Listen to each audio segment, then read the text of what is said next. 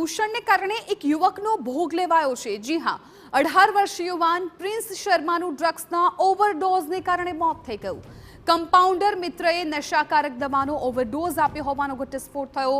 ઈસનપુર પોલીસે આરોપી મિત્રની અટકાયત કરી છે।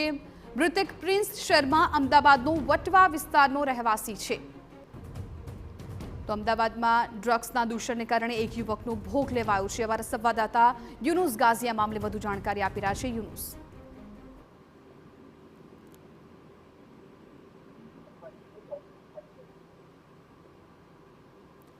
યુનુસ, અત્યારે જે રીતે સમાચાર મળી રહ્યા છે કે ડ્રગ્સના દૂષણને કારણે એક યુવકનો જીવ ગયો છે। આ યુવક કોણ હતો અને કોના દ્વારા એ ડ્રગ્સ છે લેતો હતો? 18 વર્ષીય પ્રિન્સ શર્માનું મૃત્યુ નીપજ્યું હતું અને પરિવારજનોએ આક્ષેપ કર્યો હતો કે ડ્રગ્સના ઓવરડોઝને કારણે આ મૃત્યુ નીપજ્યું હોઈ શકે છે।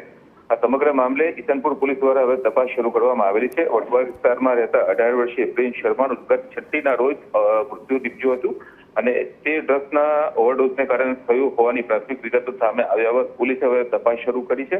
પોસ્ટમોર્ટમ રિપોર્ટના આધારે સ્પષ્ટ થશે કે મૃત્યુના સાચા કારણો શું હતા અને બાદમાં એ વિગતો અંગેની વિગતો સામે આવશે કે ડ્રગ્સ ક્યાંથી લેવામાં આવતો હતો અથવા તો કયા પ્રકારનું ડ્રગ્સ લેવામાં આવતું હતું।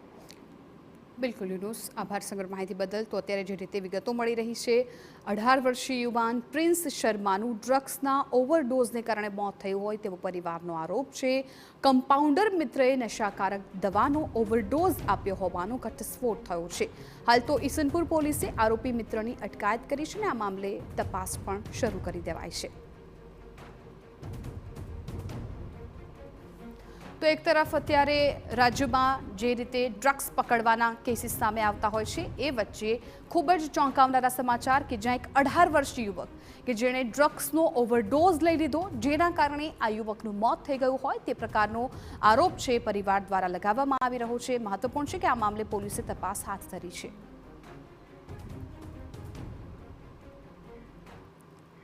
વધુ એક સમાચાર અમદાવાદ